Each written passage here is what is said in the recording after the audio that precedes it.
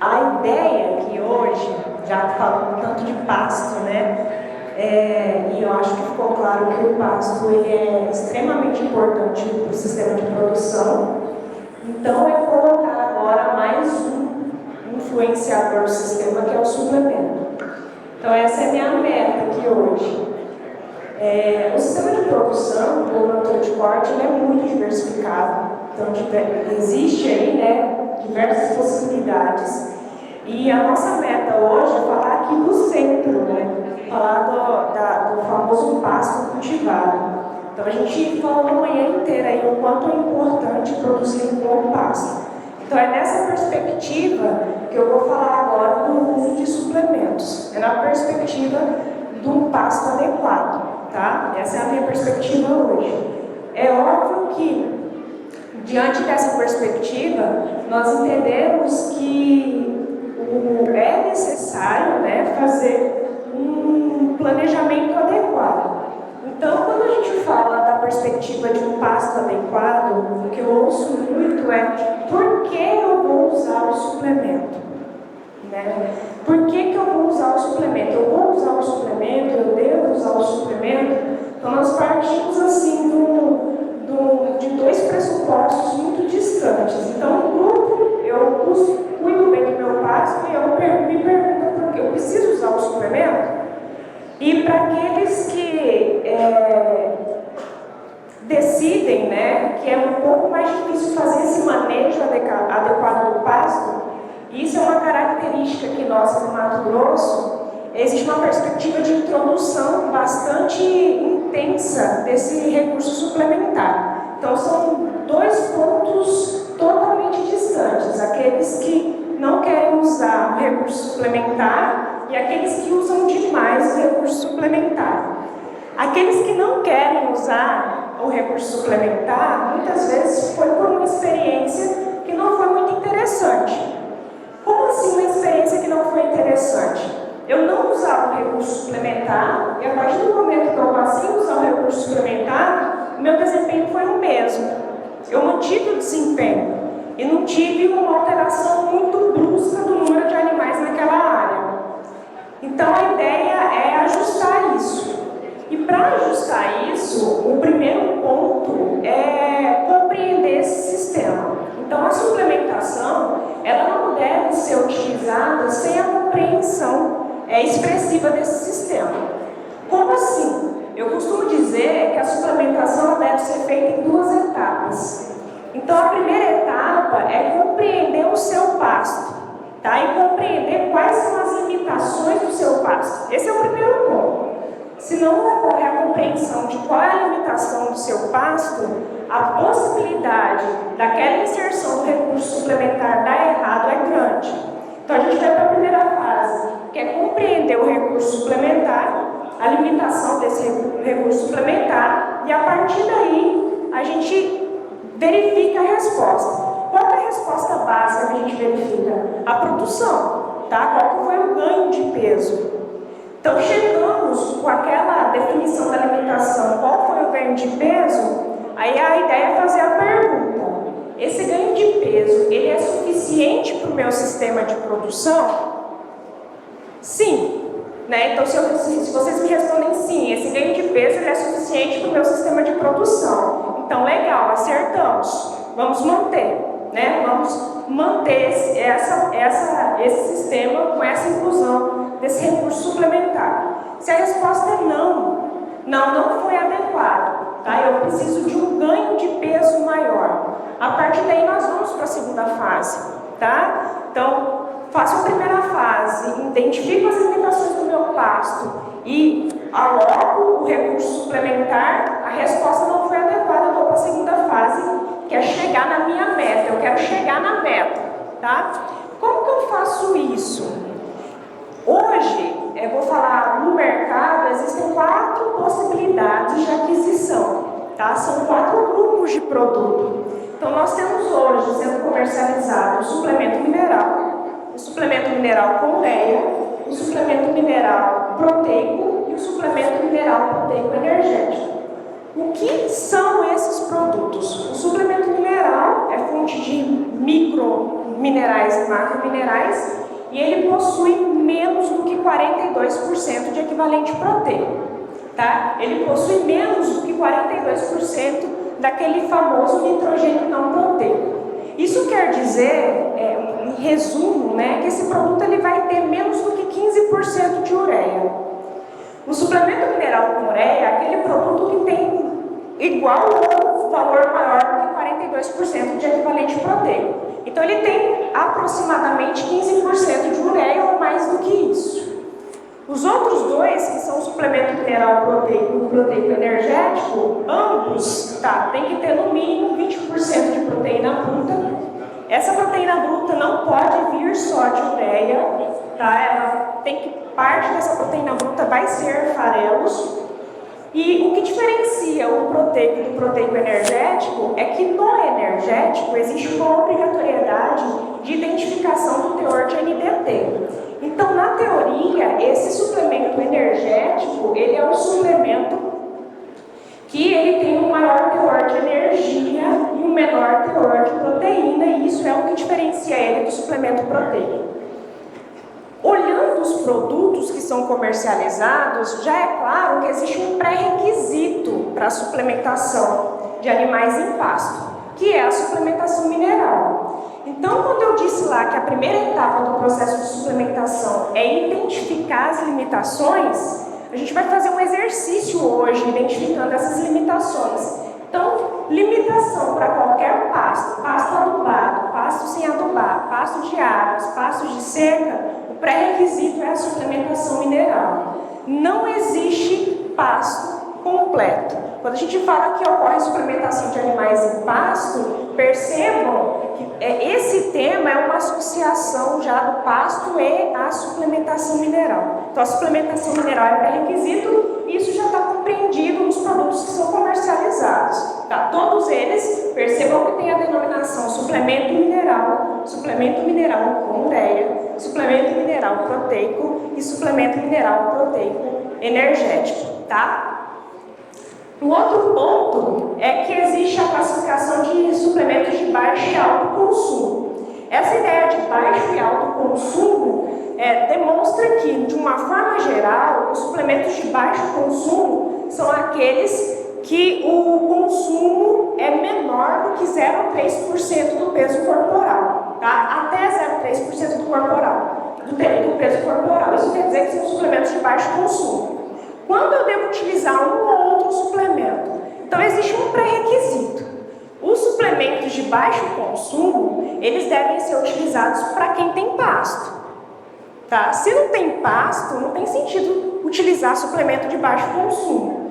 Então, se a gente está falando aqui do sistema em que produz muito pasto, né, um sistema que está identificando a necessidade de aumentar a produção de pasto, percebam, né, olhando de uma forma grosseira, que a identificação seria o uso melhor desses suplementos de baixo consumo. Vocês concordam comigo? Se eu estou produzindo pasto e o único pré-requisito que eu tenho entre os suplementos de alto e baixo consumo, proteicos de alto e baixo consumo, é que o de baixo consumo tem que ter pasto, então, se eu quero produzir muito pasto, se eu vejo essa necessidade, que isso é importante, logo a gente cai na linha desses suplementos de baixo consumo, que é o consumo até 0,3% do peso corporal.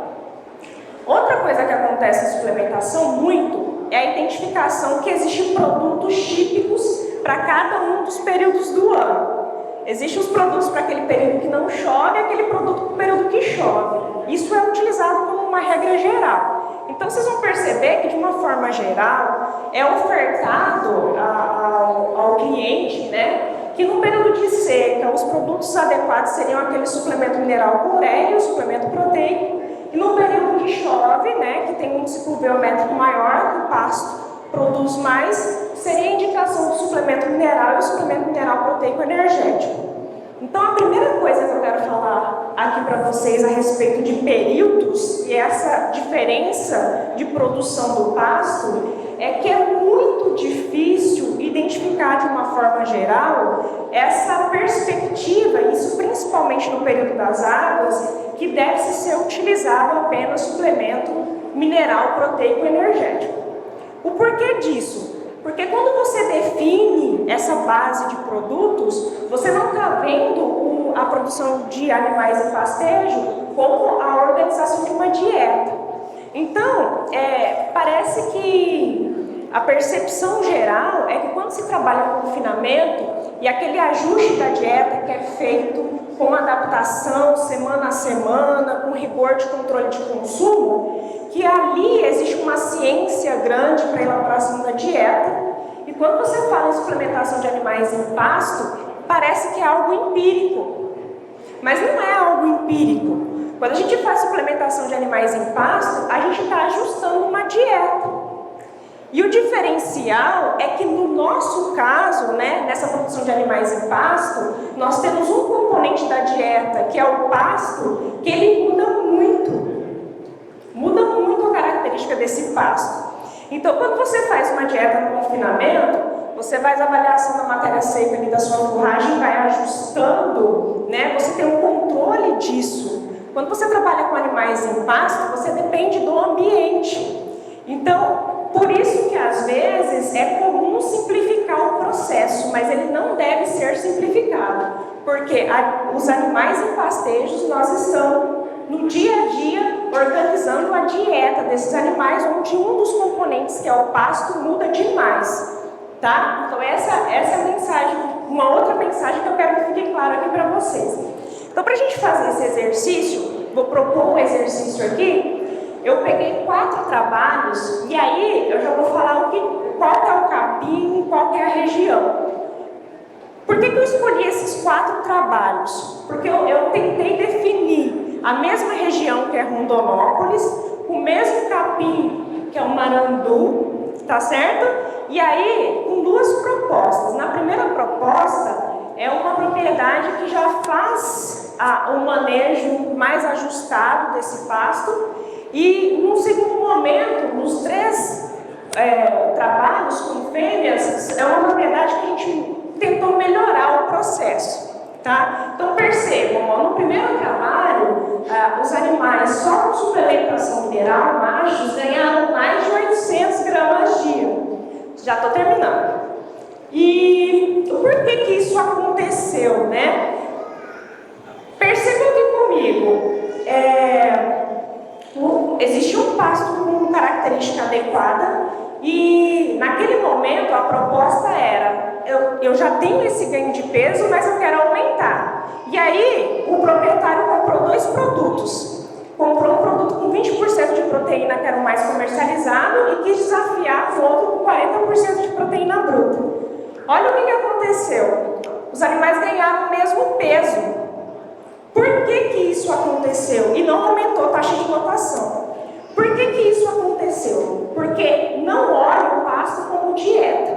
De uma forma geral, considerando a exigência nutricional dos animais, existe uma relação entre energia e proteína, NDT, vou utilizar a unidade NDT que fica mais fácil, existe uma relação que ela vai de 4 a 6,5. Uma relação de 4 a 6,5. Sendo que os machos, eles possuem uma relação menor, que está próxima a 4. Isso quer dizer o seguinte, que os pastos, de uma forma geral, como são manejados no Brasil, eles possuem uma relação NDT-proteína próxima a 6. Então, mesmo no período das águas, a gente percebe que existe uma deficiência de proteína, mesmo nos pastos bem manejados, tá?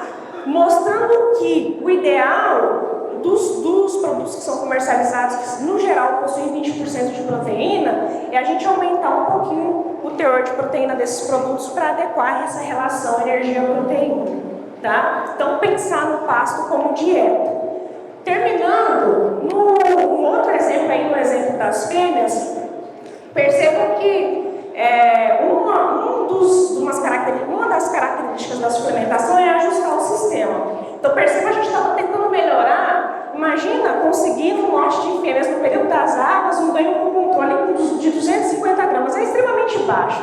Para a gente entender, de uma forma geral, como estão os passos, que nós iniciamos essa implementação de manejo.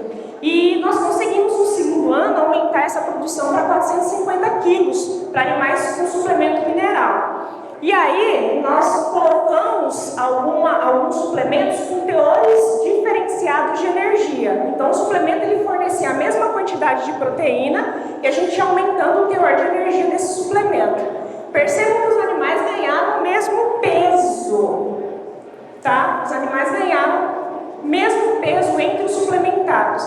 Isso, é lógico que isso não tem comercialmente para vender, mas só para vocês entenderem que o pasto ele deve ser levado como dieta e que a deficiência nas águas não é sempre energia, tá? Nós fizemos um suplemento com 58% de proteína e o animal ganhou peso, tá? Muito próximo do suplemento com 20% e 30% de proteína bruta, ok? Aditivo. Devo usar ou não? Se você já fez todos os outros manejos de forma adequada, pode dar resultado. Então, são dois trabalhos mostrando. No primeiro, a gente não viu resultado diferente com o uso de aditivos e no segundo, outro. E percebam que o melhor desempenho foi exatamente para os animais com suplementação mineral e aditivo. Tá? E aqui, nesse caso, era a monenzima, porque tinha muito pedido, tem trabalhos sobre genemicina e queriam usar a monenzima no pasto. Então, a gente fez um trabalho e percebeu o seguinte: num pasto bem manejado, com teor adequado de M, o uso da monenzina é legal. E para finalizar mesmo, agora na seca, o pré-requisito é ter pasto, tá certo? Vou aumentando o teor de suplemento fornecido, vai aumentando de forma específica o desempenho dos animais? Não, a gente mostrou que não. Como assim não? Nós fizemos o mesmo suplemento e fomos aumentando a quantidade, fornecendo de meio quilo até 2 quilos. Quando passou de 1 quilo, o animal reduziu de forma drástica o ganho de peso. Então ele ganhou meio quilo até 1 quilo e depois reduziu de forma drástica. Isso quer dizer o seguinte: se você não faz uma suplementação racional, você investe com a inserção do suplemento e reduz o ganho, tá certo? O ganho ele não aumenta de forma linear. Então, não é esse aumento sucessivo do ganho. Então, cuidado com a suplementação. Ela é interessante, ela é extremamente adequada. Ela vai dar o ganho de peso. É possível, mesmo nos pastos, com um manejo adequado, aumentar o ganho de peso com a inserção de suplemento, mas desde que seja feito de forma racional, entendendo que o pasto é uma dieta e não é uma atividade empírica. Obrigada.